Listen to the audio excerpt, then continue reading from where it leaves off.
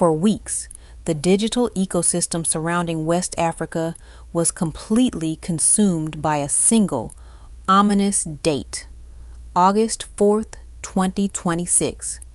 If you were monitoring the social media channels, the anonymous forums, and the highly coordinated broadcasts coming from certain diaspora networks, you would have believed that Burkina Faso was on the absolute brink of total collapse.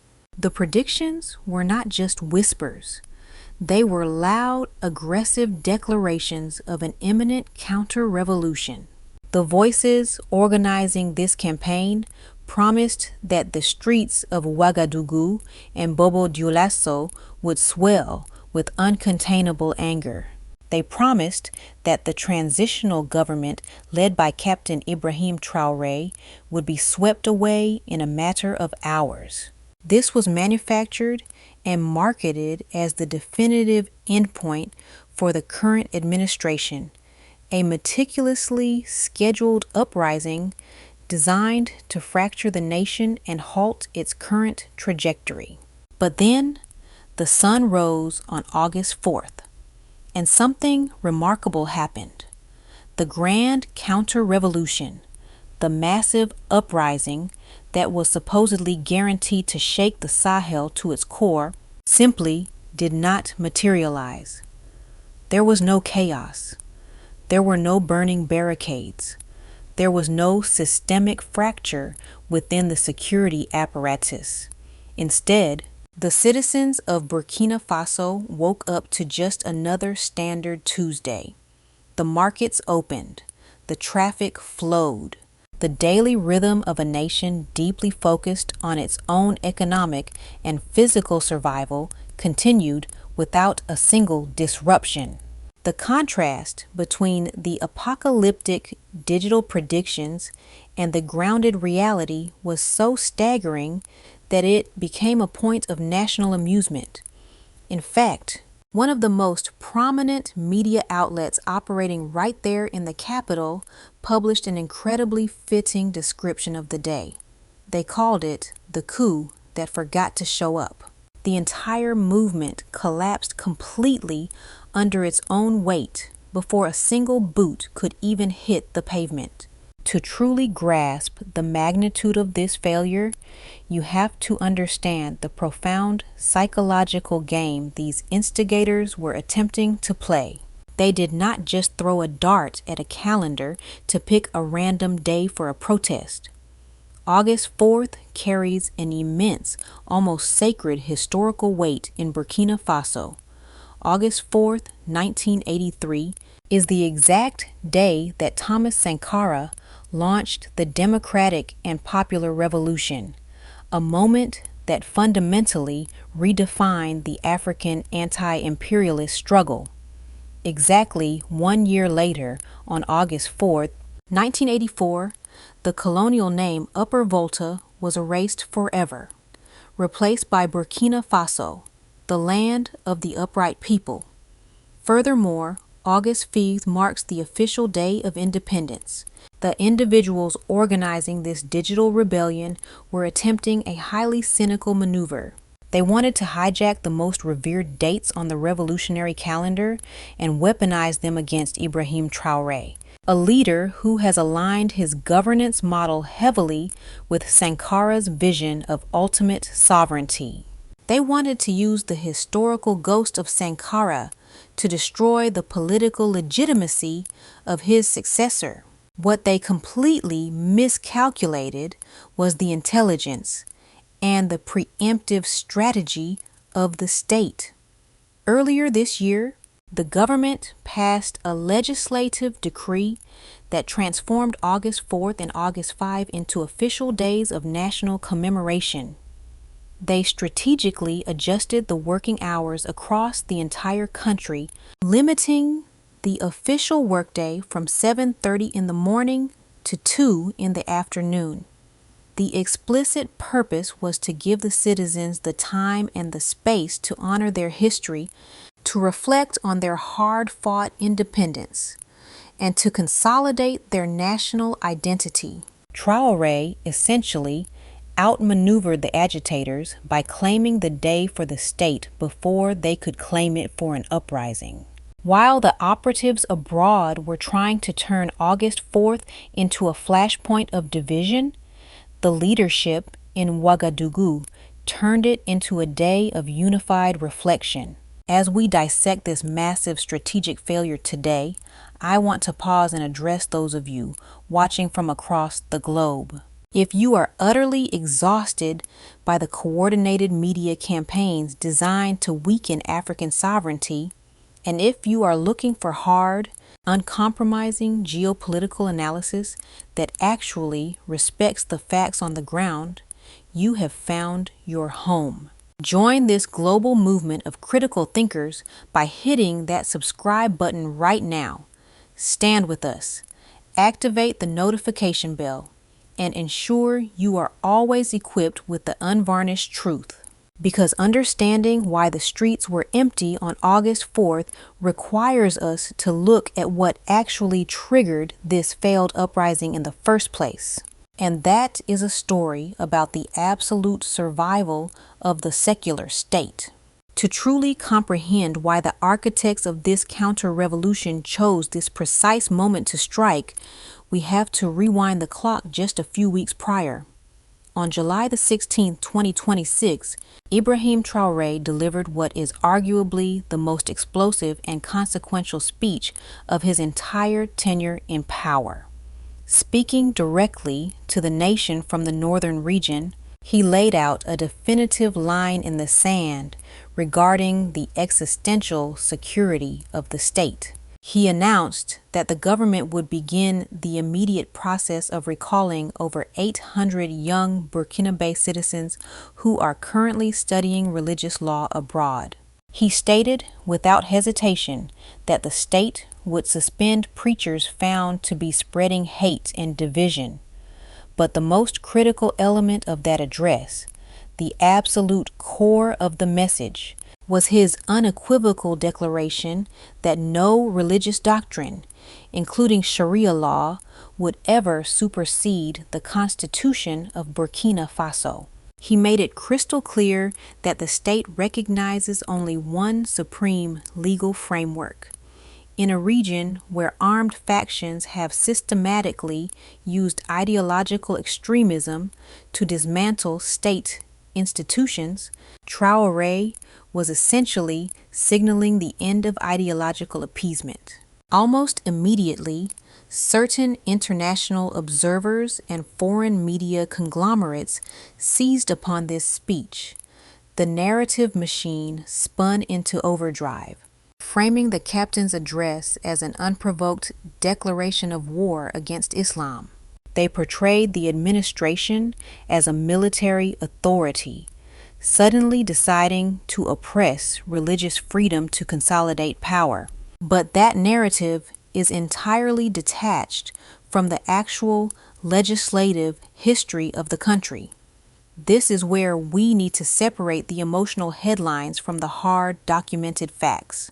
The legal foundation that triggered this entire sequence of events is the Law on Religious Freedoms, officially adopted by the Burkina Faso Parliament on June 20th, 2026. This was not a sudden decree issued in the middle of the night by a single leader. The drafting of this specific legislation actually began as far back as 2015. We are talking about 11 years of rigorous debate, legal drafting, and extensive national consultation that started long before Traoré even assumed the presidency. When you examine the actual parliamentary process behind this law, the foreign narrative of a state-sponsored religious persecution completely falls apart. During those 11 years of formulation, the Parliamentary Commission held extensive, highly documented hearings. They sat down with the Federation of Islamic Associations of Burkina Faso.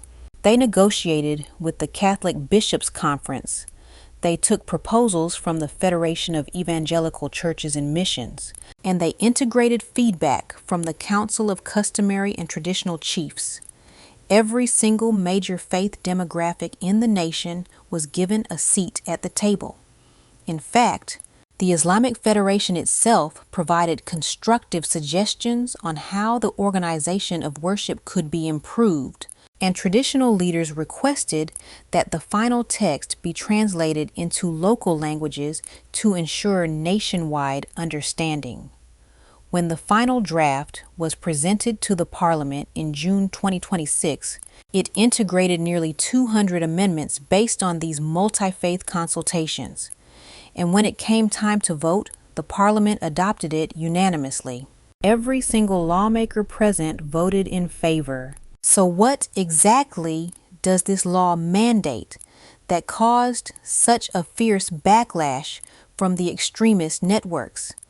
The legislation explicitly guarantees the freedom of conscience, the freedom of belief, and the freedom of worship for every single citizen.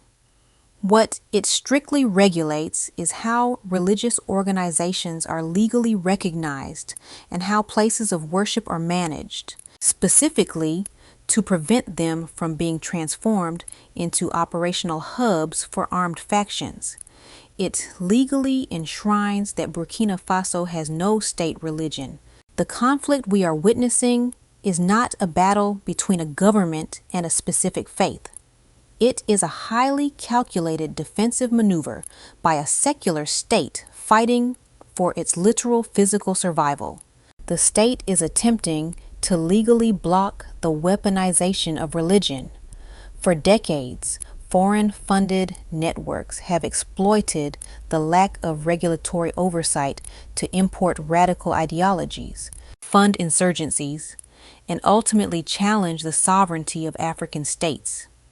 By enacting this law and enforcing it, Burkina Faso is closing the structural loopholes that allow external actors to use religious authority as a political weapon to paralyze the nation. To truly grasp why this highly coordinated attempt at destabilization completely evaporated, we must step away from the grand legislative halls and the geopolitical theories for a moment. We need to zoom in on the actual ground reality, the micro perspective of the people who were supposed to be the foot soldiers of this so-called revolution. Let us consider the perspective of a hypothetical yet entirely representative citizen. We will call him Ousmane. Ousmane is a 45-year-old merchant operating a modest supply stall in the bustling central market of Ouagadougou. For the entire week leading up to August 4th, Ousmane's smartphone was relentlessly flooded with notifications. The digital algorithms were force-feeding him inflammatory rhetoric, audio clips, and urgent calls to action originating from accounts based in Paris, Washington, and other Western capitals. These anonymous voices were demanding that he and millions of others like him abandon their livelihoods, pour into the avenues of the capital, and dismantle the transitional government by force.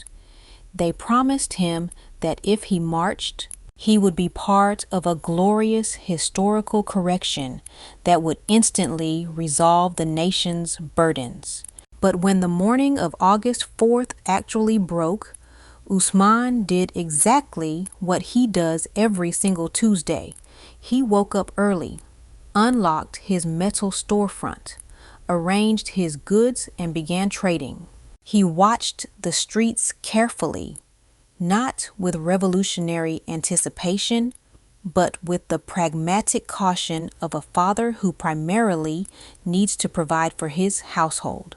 And then, as the clock struck 2 in the afternoon, Ousmane adhered to the newly established national decree honoring the revolution of Thomas Sankara. He closed his shop early, navigated his way back home, and sat down to share a quiet meal with his family. In the grand geopolitical chess match, Ousmane's decision to simply go to work and then go home might seem entirely insignificant to an outsider. But in reality, his mundane routine was the ultimate, devastating defeat for the foreign-backed agitators. The organizers of this plot desperately needed Ousmane's anger. They needed his physical body on the street to create a spectacle of instability. Instead, he gave them absolute, deafening silence. We must be completely objective here and look at this without romanticizing the situation. Ousmane's refusal to riot does not necessarily mean he agrees with every single policy dictated by the transitional authority. He is a merchant. He feels the intense weight of the economic pressures and regional sanctions.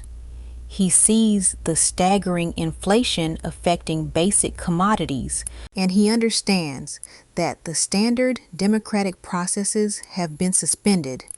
He lives the daily hardships of a nation operating under the crushing pressure of a severe security crisis. But Ousmane is also a man who possesses a profound political maturity.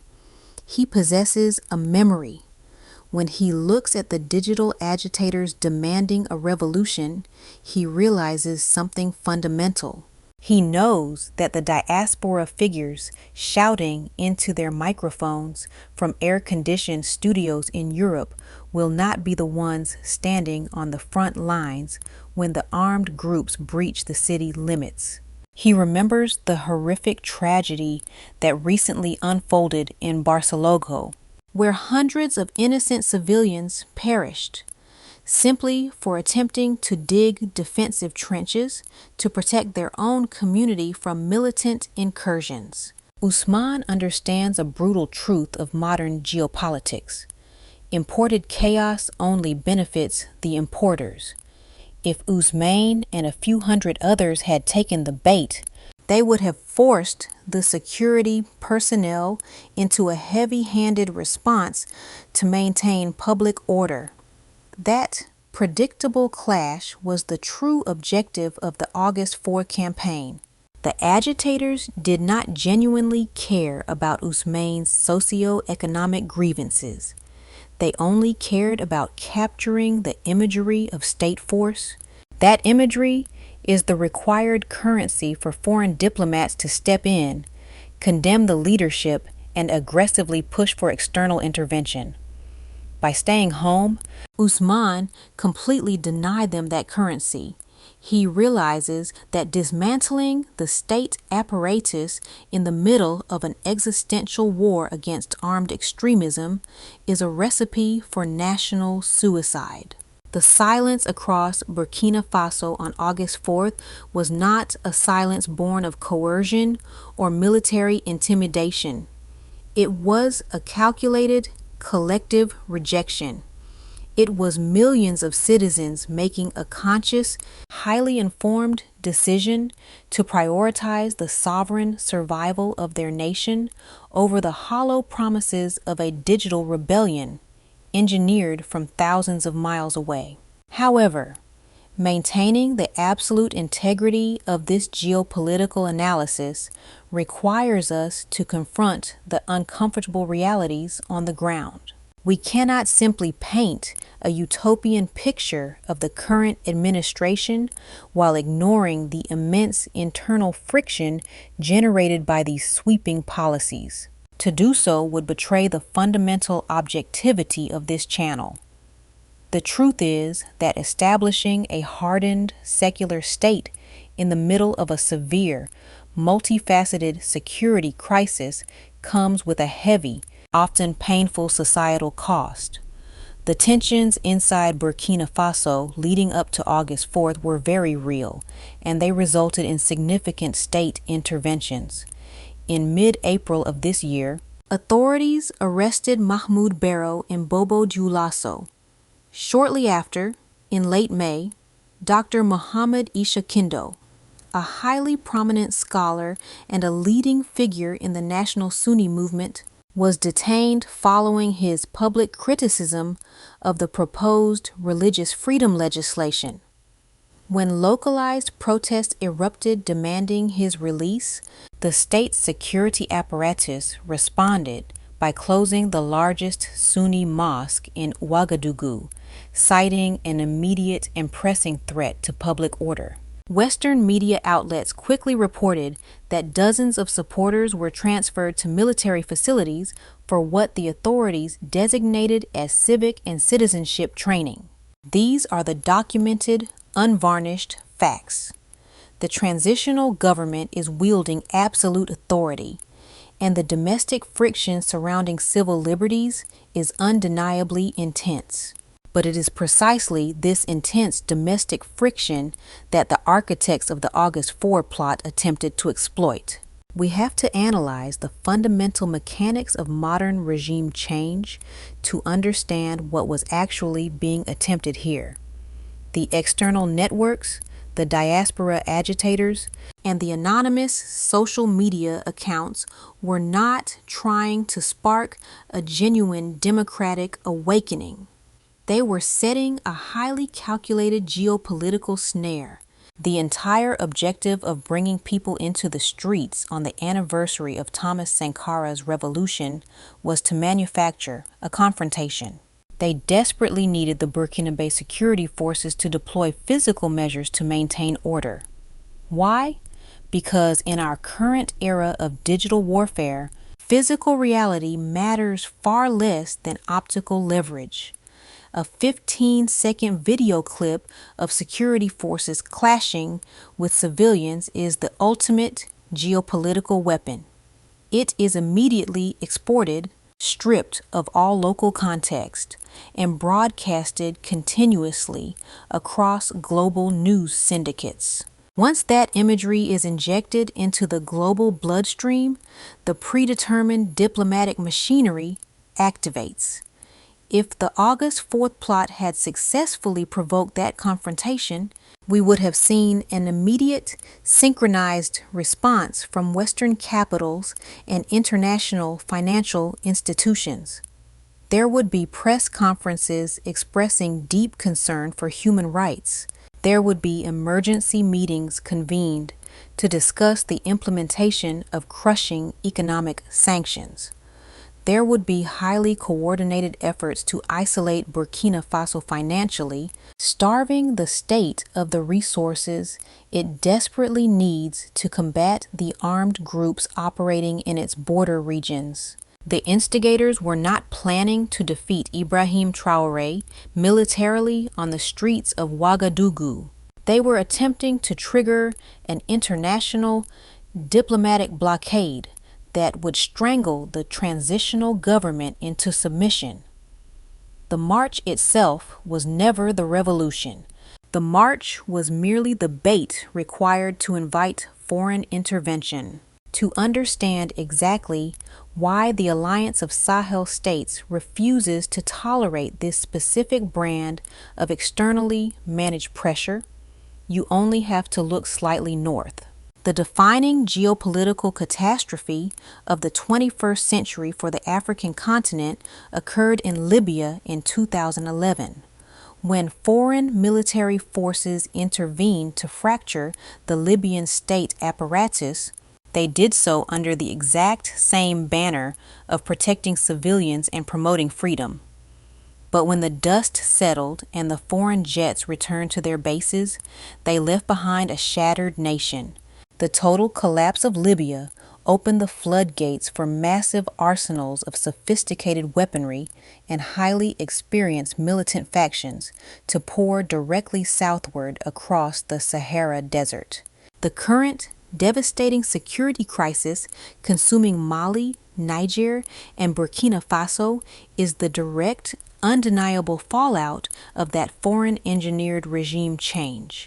The governments comprising the AES bloc have internalized this traumatic historical lesson. They understand perfectly well that when a state is dismantled from the outside through manufactured uprisings or military interventions, the foreign architects of that collapse never stay to deal with the consequences. It is the local populations who are left to endure decades of displacement, fractured infrastructure, and unrelenting violence. The absolute failure of the August 4 plot signifies that the Burkinabe people have also learned this lesson, effectively closing the door on the era of imported instability. As we pull back and look at the broader regional panorama, the ultimate reason for the spectacular collapse of the August 4th counter-revolution becomes undeniable. It is a matter of contrasting realities. You have to ask a very brutal question to the extremist networks and their foreign political backers who have operated across the Sahel for the past decade. What exactly have they built? I mean this literally. In over 10 years of sustained violence, heavily funded insurgencies, and territorial occupation, can anyone point to a single hospital they have constructed? Can anyone show me a functioning school, a paved road, a modernized agricultural facility, or a hydroelectric dam built by these factions? The answer is an absolute void. They have constructed absolutely nothing. Their entire legacy across the African continent is a documented trail of burned villages, destroyed power grids, stolen livestock, millions of internally displaced citizens, and generations of young children abducted from their families and radicalized in the bush. Their currency is destruction. Now, place that grim reality right next to what the targeted state apparatus is actually attempting to achieve, despite being under siege. Look at what the transitional government in Ouagadougou is currently delivering. Just a few days ago, domestic Burkinabe engineers officially completed a vital water infrastructure project, a dam that had been repeatedly promised by various administrations and foreign organizations since 1960. Within a single year, the health ministry successfully reduced national malaria cases by an astounding 32% through aggressively implemented local health initiatives. Their National Military Academy has expanded its operational capacity to the point where it is now actively training senior commanding officers for 10 different African nations, solidifying a new framework for intra-African security cooperation. One side is methodically laying the bricks for physical infrastructure, public health, and sovereign defense. The other side simply burns the bricks to the ground. That stark, undeniable contrast is the core argument of this entire geopolitical struggle. This fundamental difference in tangible results is precisely why the population ignored the digital calls for a counter-revolution. The people of Burkina Faso are making a highly rational calculation. How can radical networks continue to recruit young men and women if the state is finally proving that it can deliver actual development? The extremists know that their ability to project power shrinks every single time a state like Burkina Faso successfully asserts its authority and delivers a public good. The failure of the August 4th plot proves that the psychological hold of these networks is breaking. The era where foreign-backed agitators could use the threat of violence or the weaponization of religion to dictate national policy in West Africa is rapidly drawing to a close. Other nations in the region are watching this paradigm shift closely, recognizing that sovereignty is not just a diplomatic talking point. It is a physical reality that must be fiercely defended. As we close out this geopolitical assessment, the conversation now shifts directly to you. I want you to engage deeply with the realities we have unpacked today, and I am looking for your uncompromising geopolitical insights in the comment section below. I have 3 specific questions for you. Number 1, the August 4 plan collapsed spectacularly without a single physical march materializing. In your estimation, was this entire plot dismantled quietly by Burkinabe intelligence long before it began? Or did it simply possess absolutely zero organic support among the local population? Number 2, Burkina Faso has drawn a permanent hard line, declaring that while worship remains entirely free, the weaponization of religion against the state will be treated as an immediate security threat. Should your own nation adopt this exact framework? And where exactly is the line between regulating extremism and overreaching into civil liberties? Number 3. While the failure of this plot is a massive strategic victory, complacency is dangerous. What exact physical infrastructure or economic milestones must African governments achieve next to guarantee that these radical networks lose their ability to recruit young citizens forever? Drop your detailed analysis in the comment section and make sure you state which country you are watching from, because your regional perspectives heavily dictate the direction of our future investigations. We are building an incredible global network of independent thinkers here, and your voice matters immensely. Thank you for dedicating your time to understanding the raw, unedited geopolitical realities shaping our world today. Until we meet again in the next report, stay sharp, keep questioning the dominant narratives, and always stand fiercely for the uncompromised dignity and sovereignty of the African continent. Peace and strength to you all.